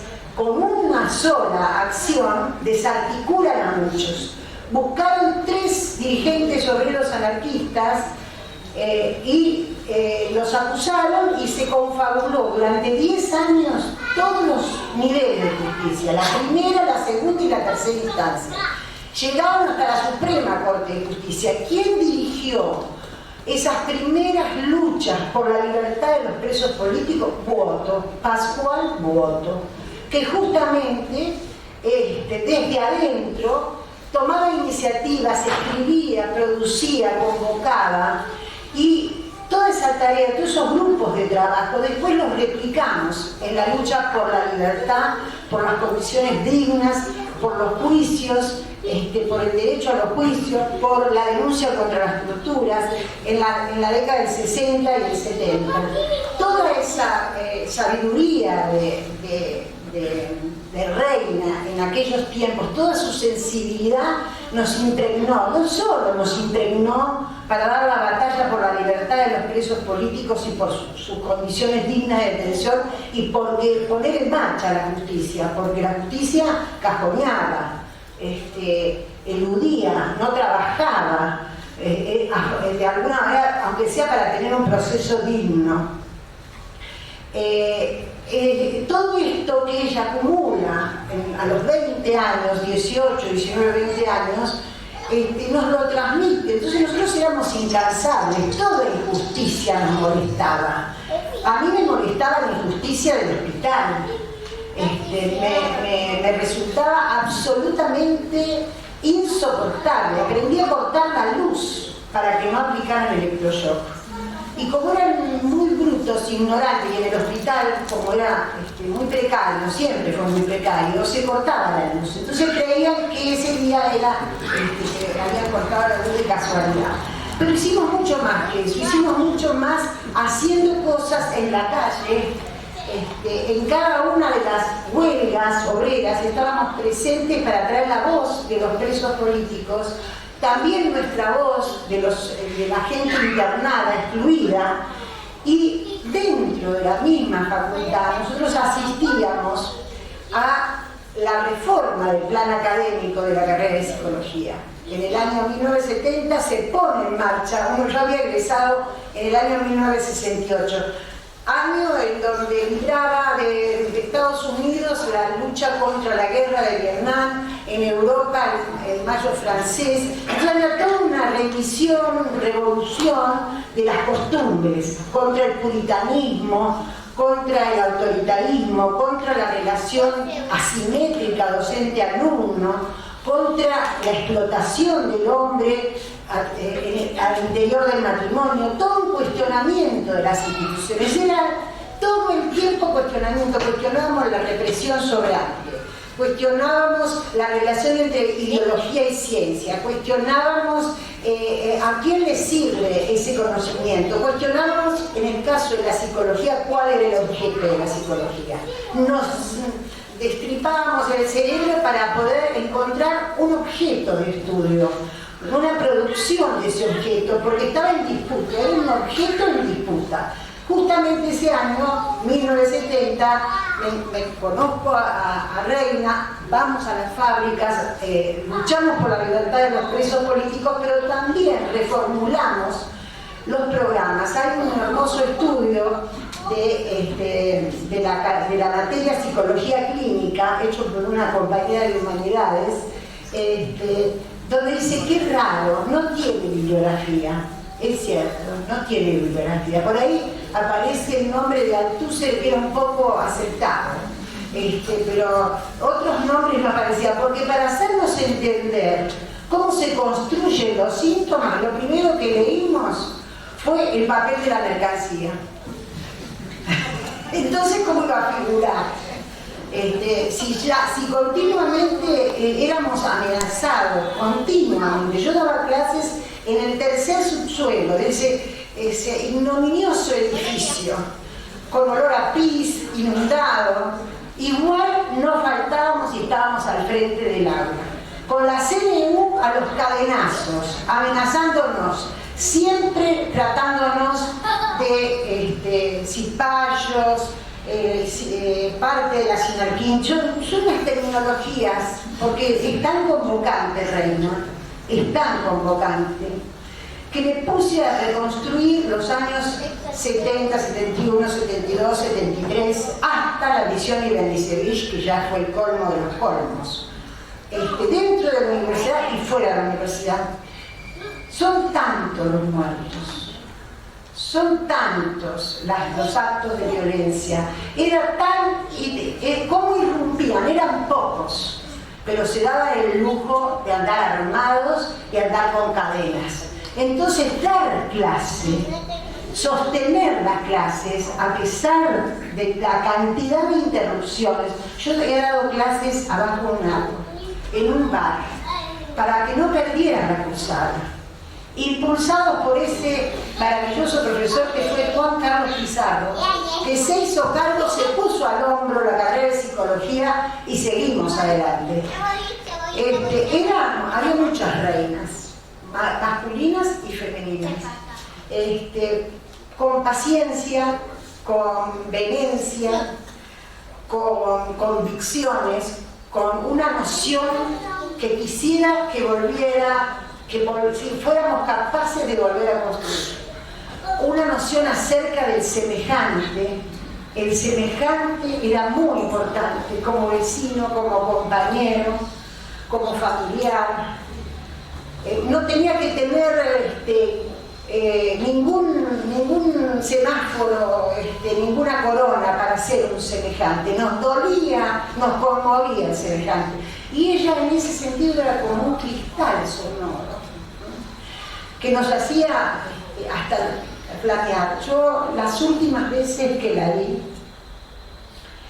fue porque en cautiverio nació Lucía, la hija de Perla y de Manuel. Ella iba y podía sacar a Lucía. Era muy chiquita, Lucía era de meses.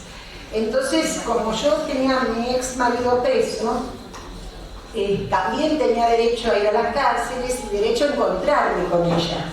Teníamos una posibilidad de instrumentar el encuentro, nos la creíamos, no sabemos por qué sobrevivimos, nadie lo sabe. Seguramente porque alguien no nos delató, o seguramente porque la lógica no era una lógica que A más que C más que B más que D, por consiguiente no era una lógica así, sino que no sabías de dónde. El terror necesita ser ilógico para poder ser efectivo. Entonces yo iba a buscar a Lucía, que me la traía Reina. ¿Se imagina la emoción de ponerse en el lugar de esa criatura que era criada entre rejas y que no estaba con su mamá?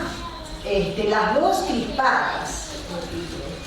Y luego yo la llevaba a un encuentro recontra cuidado a los brazos de su papá, para que estuviéramos fin de semana o 2 o 3 días con él.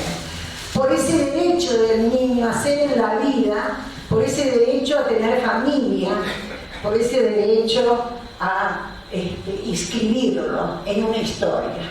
Ojalá nosotros, creo que como dice ella, nos forjamos en la lucha, tenemos una personalidad como la que tenemos y una forma de hacer como la que hacemos, a pesar de que ahora estoy jubilada y estoy bastante dedicada a los nietos, con muchísimo placer, o escribir cosas para que algo quede, una huellita más. Bueno, Perla, yo te agradezco que me hayas pedido que estuviera al lado.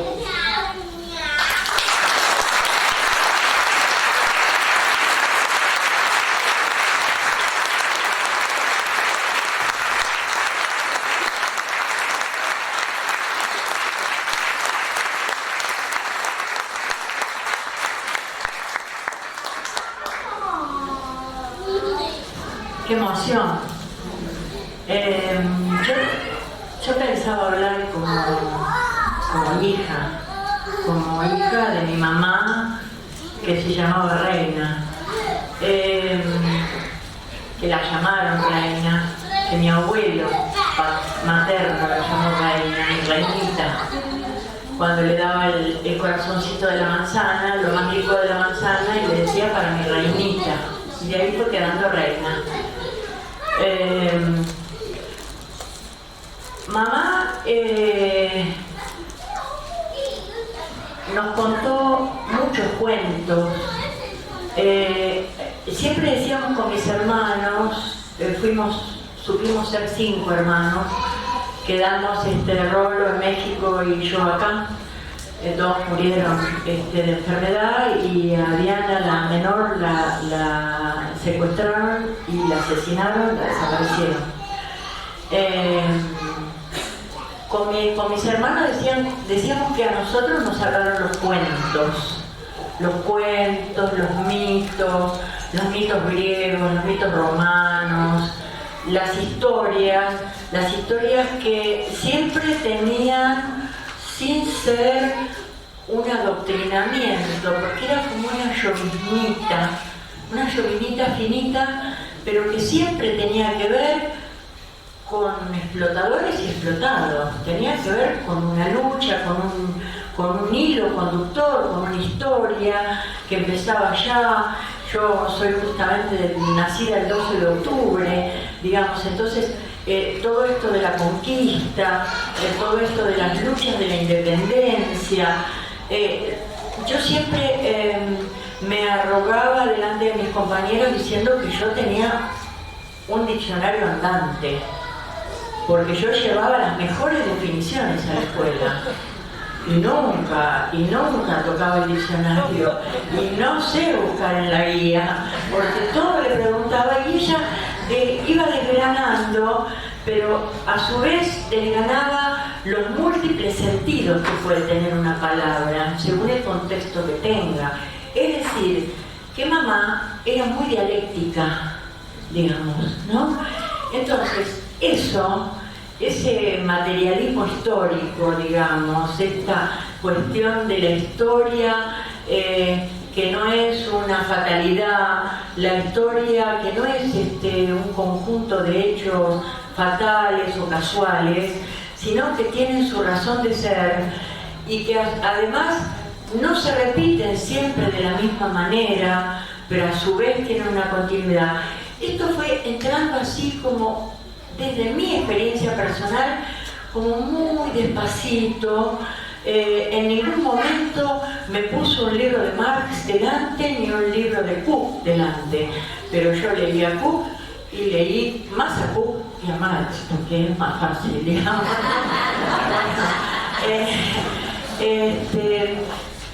Nuestras mesas del horario de la comida siempre fueron mesas muy políticas, porque uno de mis hermanos era un estudioso del trotskismo, Ramiro, muy bueno, era Ramiro, muy bueno, muy trotskista, pero además era un colaborador activo en las luchas sociales. Mi otro hermano Alberto era de la JP, trabajaba en los barrios no me sale capo cómico que andaba por los barrios en el movimiento 8 de octubre, por las villas. Sale Berbisky, nada que ver.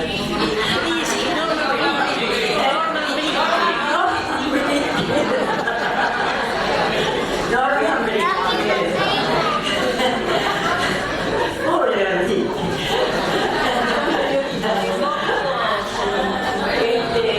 Mi hermano Rolo, que venía de un movimiento que unía como lo mejor de la izquierda no peronista y lo mejor de la izquierda peronista, que era el GEL, que era previo, digamos, a los 70, ¿no? Al movimiento ya donde surge Montonero, surge PRT. Entonces, nuestras mesas eran mesas muy políticas, siempre, desde muy chica. Yo escuchaba hablar de la pequeña burguesía, Me parecía, siempre la pequeña burguesía me pareció que eran enanos. Eran como enanos de jardín, me parecía.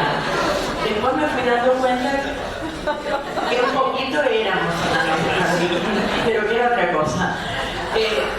Quiero decir con esto que se discutió, escuché hablar del huracán sobre el azúcar cuando comenzó la Revolución Cubana, que era, digamos, una locura, ¿no es cierto?, en el 59. Por supuesto la Libertadora, que nos echó, voy y vengo, ¿no es cierto?, que nos echó de los toldos, a pesar de ella haber fundado el primer colegio secundario. Nos echó a toda la familia, digamos, por haber mamá dicho un discurso en la plaza en honor a Eva, cuando Eva muere, porque mamá era tan buena oradora y hablaba tan bien, digamos, y además mamá no era suficientemente antiperonista, por eso no era suficientemente no peronista para ellos echarla en el 55 y dejarla sin trabajo. A ella, que había fundado el primer colegio secundario en Los Toldos, donde no había.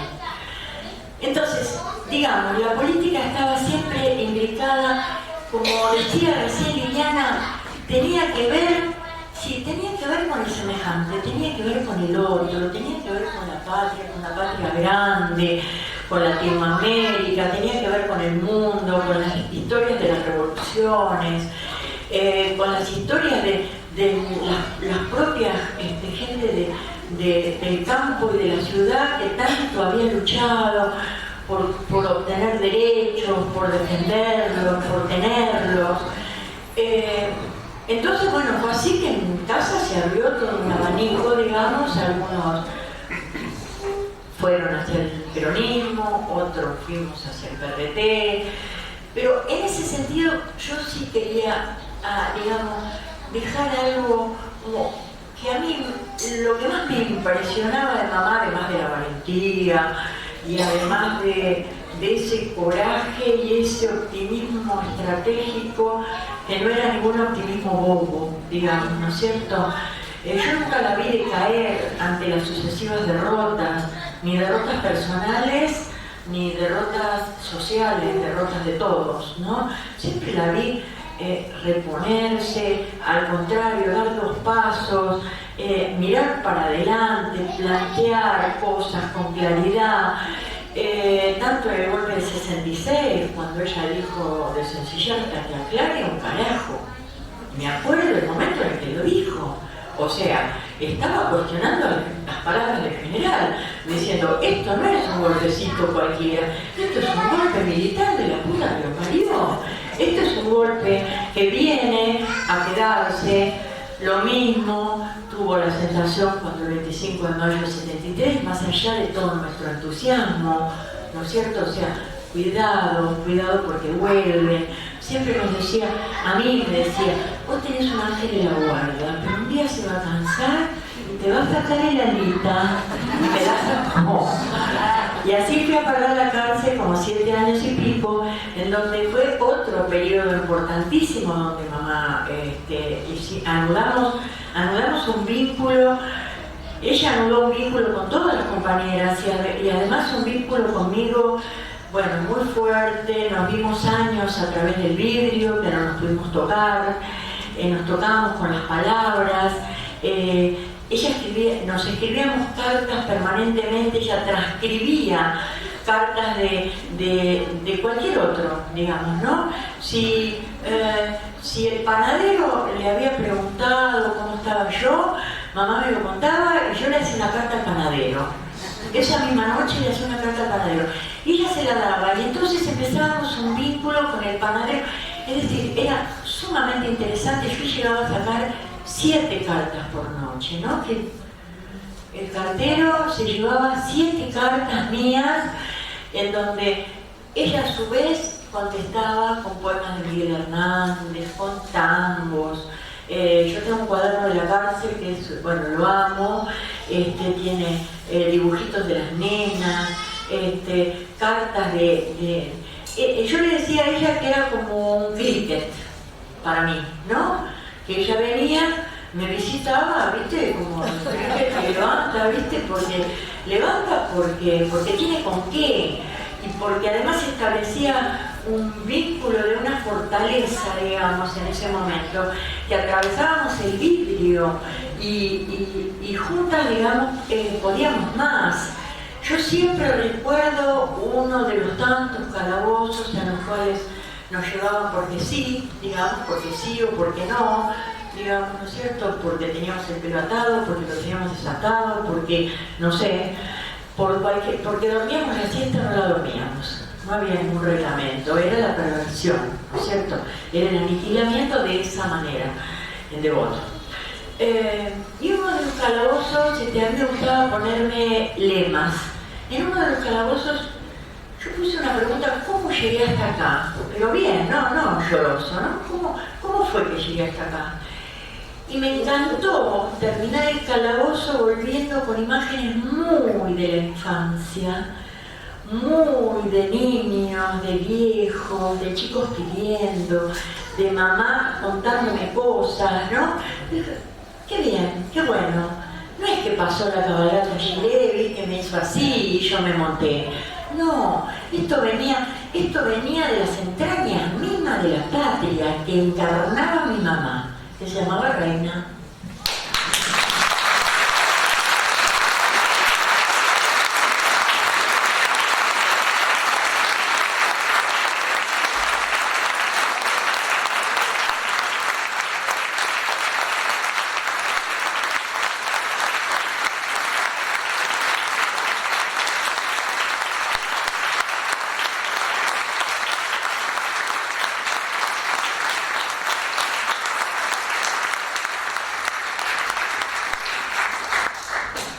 Bueno, buenas tardes. Yo voy a hablar por familiares en la Organización de Derechos Humanos. Y primero un profundo agradecimiento a todos los que están hoy presentes, convocados por Reina también.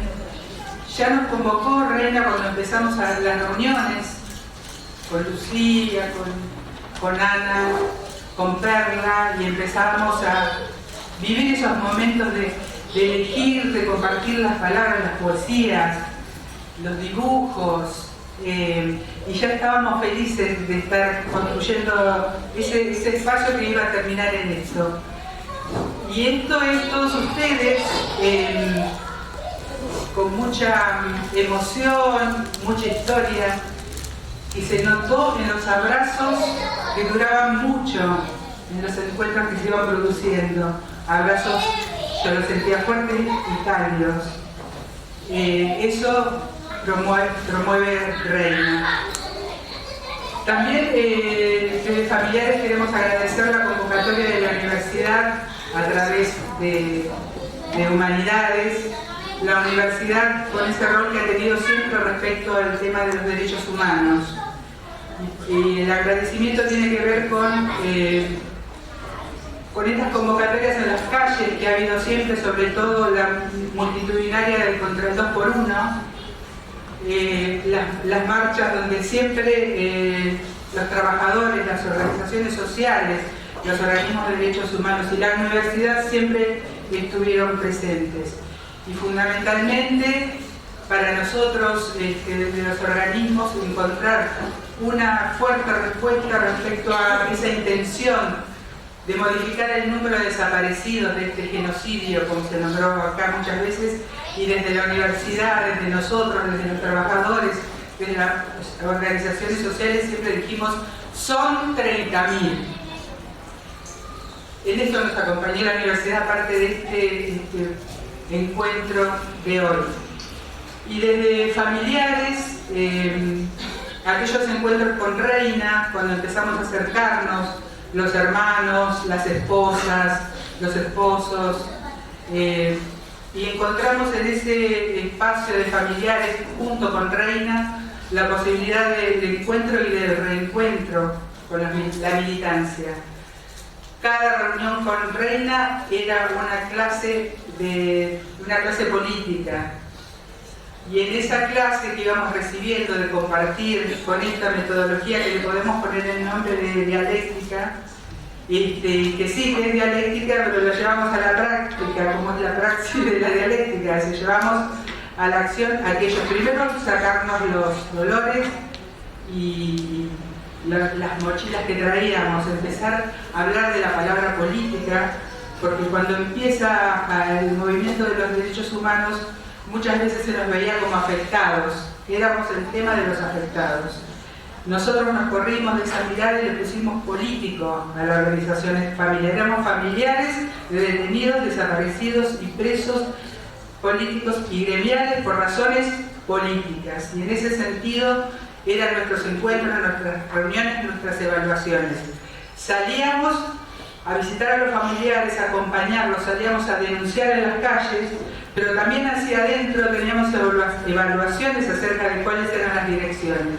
Y como siempre Reina, adelantándose como era, una adelantada en las gestiones políticas, sociales, de cuestionamiento del poder, de intervención en lo social y en lo político, con ella empezamos a diseñar dos modos de intervención. Uno fue el taller de la amistad, que fue un espacio para los niños, para los pequeños, para los jóvenes que hoy están por aquí, que siguen dando vuelta, como daban vuelta allí alrededor de los encuentros de familiares, ese espacio que se fue construyendo, destinado a hijos de desaparecidos, de detenidos, de exiliados, y también vecinos que se acercaban a participar de esos encuentros, donde, bueno, muchos compañeros como Estela Garofaldi, estuvieron a decir nuestro querido Sapo, Sapito, sí, nuestro querido Sapito Norbert.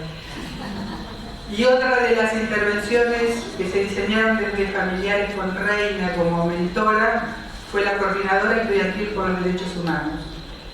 También que hay muchas personas por aquí dando vuelta, como Willy Guerín, como Daniel Belinche, que era el coordinador de esa promoción, de eso que promovíamos desde Familiares, que la intención, bueno, ¿qué decía Reina? La mayoría que estábamos ahí éramos jóvenes, decía, en esa época éramos jóvenes, y Reina decía, ustedes tienen lugares de intervención, los que pueden volver a la facultad, los que van a sus lugares de trabajo, en sus gremios, promuevan la organización de comisiones de derechos humanos, y así fue que en cada facultad se empezó a organizar.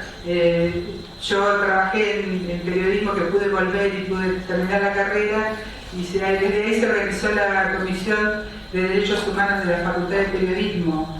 Desde ese lugar se promovían los homenajes, y los homenajes consistían en, como se hicieron acá, empezar a reconstruir la historia con los nombres de los desaparecidos, se ponían a las paredes para que los compañeros que iban entrando a las facultades a estudiar supieran que había habido un genocidio y genocidas, que esos compañeros tendrían que estar en las aulas y no estaban, tenían nombre y apellido, la edad.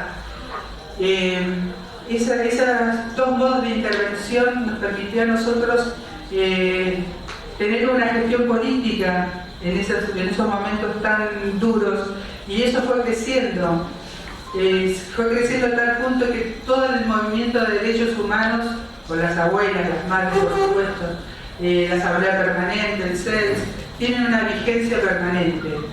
Y lo que nosotros queremos considerar respecto a la figura de Reina, que la figura de Reina era una figura que incomodaba, pero a su vez era una promotora de la libertad, promotora de los cuestionamientos. Ella, esa promotora por la libertad, en el más amplio sentido, ella ha promovido este encuentro, y creo que también, no casualmente, en estos momentos críticos, también ella nos vuelve a interpelar. Hoy más que nunca tenemos que trabajar por la vigencia de los derechos humanos, porque hoy tenemos un neoliberalismo que quiere cambiar el número, decir que no hubo genocidio, quiere cortar las libertades más allá del tema de los derechos humanos, el trabajo, las libertades. Hay presos políticos hoy. Bueno, hoy reina madre, deberá convertir en una bandera por la libertad de los presos políticos y por la lucha contra este neoliberalismo que nos quiere cortar los derechos, la libertad y el derecho laboral, entre otras cuestiones. Gracias, desde Familiares.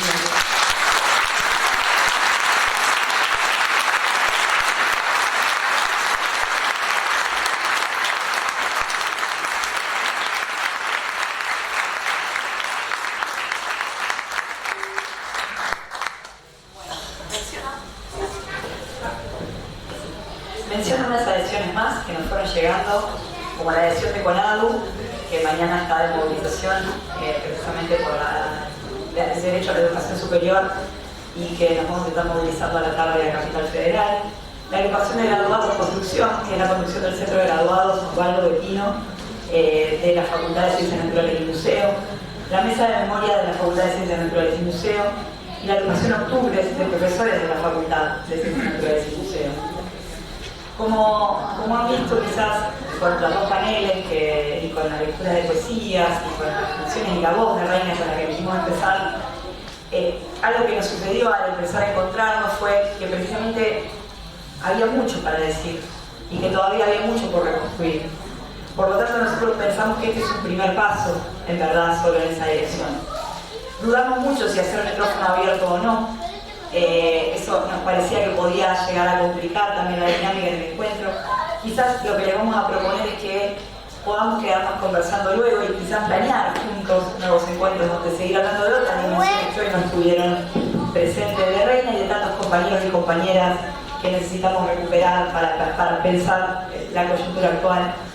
Y para cerrar, vamos a, tenemos de los lujos que tenemos, digamos, en la organización, es precisamente que el decano, recién asumido de la Facultad de Bellas Artes, Daniel Belinche, junto con Lucía Moura, la nieta de Reina, van a cantar una canción y también dedicarnos unas palabras como para poder también tener un cierre, digamos, musical, este encuentro artístico, precisamente cultural, pensando en que una de las dimensiones que reconstruimos de Reina es que su apuesta en cada uno de los ámbitos fue así intensa, desde los toldos, en la Facultad de Humanidades, en Radio Universidad, en la Facultad de Bellas Artes, en la Escuela Superior en aquel entonces, y que si hay, una de las dimensiones referentes de derechos humanos, por supuesto, pero una que no mencionamos tanto es la de agitadora cultural, y que desde ahí también, en este acto queríamos hacer la tercera y homenajearla. Así que bueno, nos invitamos y armamos.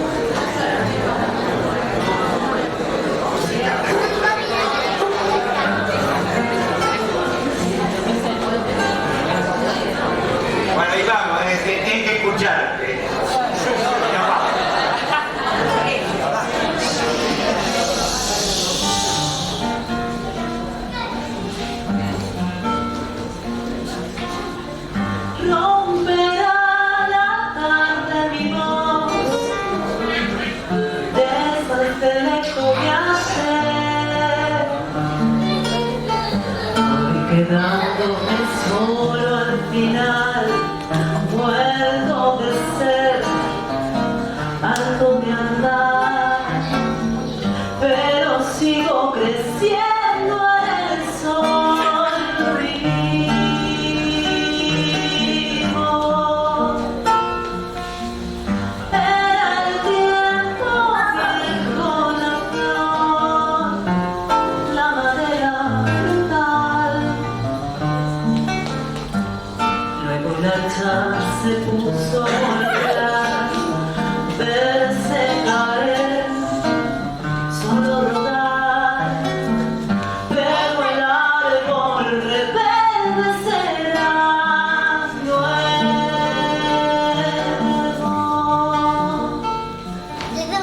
Al quemarse en el cielo la luz del día, me voy con el cuero asombrado, me iré, rompo al gritar que volveré, repartida en el aire a cantar siempre.